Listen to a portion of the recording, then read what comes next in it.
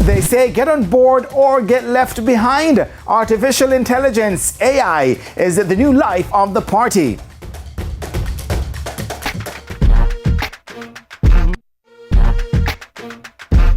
There is a call for Jamaicans to embrace artificial intelligence, AI, a new phenomenon that is currently being used globally. AI is the ability of a computer to perform tasks commonly undertaken by humans. And it's not just used for the workplace. It has found its way into sports as well. Adrian Dunkley is the founder of Star Apple Foundation, and he's responsible for hosting the Sports Brain Combine, where he's using AI to track players and their performances. The Star Apple is Jamaica's first AI company, formed in the pandemic a couple of years ago, so we're still a startup. And what we're trying to do is make Jamaica the global hub of innovation and improve the quality of life of all Caribbeans. So AI is pretty much just a field where you're trying to teach a computer or machine to think and understand for you. And the reason that is you want to automate a lot of processes. So you would have heard about ChatGPT and what it's doing. So that's a form of AI that allows you to write and interpret and do things a lot quicker. And we're applying similar techniques to the game of football. And there's a lot of fear, a lot of concern, but there's a lot of value in doing these things. Because using AI, you can actually give somebody who is in an area who has never been given the opportunity for an education or can't afford to go to school to get a high quality education for free or at a low cost. And when it comes to football, we may not have all the resources available to international clubs and other countries. So what we're trying to do here is we're taking lessons that people from North America and Europe and how they apply combines, but optimizing it for the local environment and local athletes. And we're starting early because we want to find the people early so that we can curate the talent to optimize the chances of them getting as big as possible and as effective as possible in the game of football. So we've done a lot of different techniques. We're using something called computer vision, where we basically use video cameras. Video camera can actually track you and analyze you and come up with metrics based on what you're doing. It knows how fast you're running, it knows how good you are, how agile you are, how good you are with the ball. We're also using tags that basically track where you are on the football field, using drones and many other techniques, as well as traditional techniques. So we're not getting rid of traditional technique because that's the base of football.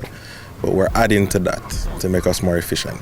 Star Apple has joined forces with another foundation, Game of Life, to run combines where young players can get the opportunity to secure scholarships outside of Jamaica.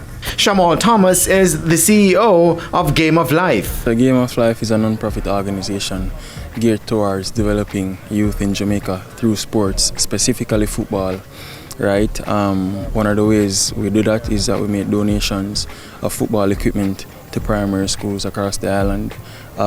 Since we started, we've made upwards of 50 donations, with 48 of them coming in Jamaica and 2 coming in Barbados. Right, and that is to show our intention of not only wanting to impact Jamaica but also the region through our projects.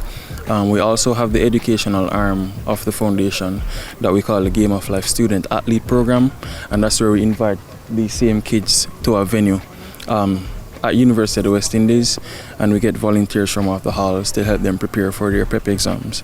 We've never been short on talent in Jamaica, but we've been short on data to match with that talent. Also, we also have been short on unearthing talent, which is why Game of Life is necessary going forward. So one of the things we plan on doing is we plan on taking these same techniques and technologies across every single parish in the island to unearth talent. The more talent we unearth is the more talent we can be able to develop. The more talent we can be able to develop, the better it will be for the outcome of Jamaica performing at high levels. Don't get me wrong, there are gaps that need to be filled, but we are playing our part as best as possible, and other stakeholders in the industry will now be asked to play their part as best as possible so that we can develop a whole and a complete product. But for something like this to be fruitful, financing is needed. Adrian can speak on the fact that the Development Bank of Jamaica has committed a sum of money for us to continue the project, and over time that will increase in addition to the fact that corporate Jamaicans, I hope, people in corporate Jamaica will see the benefit of this and reach out to us so that we all can be a proud nation just as we are in track and field. Renee Curtis, a Miss Jamaica Global finalist, is a member of Game for Life, and she's responsible for the Virtual Sports Center. Even though it's virtual, you get a sense of how the face-to-face game with another player would be. Just like football, that gives them a push to come out on the field. So it gives them motivation, but it also teaches them a lot, especially where development is concerned.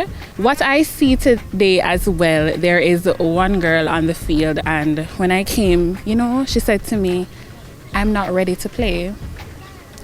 I asked her why.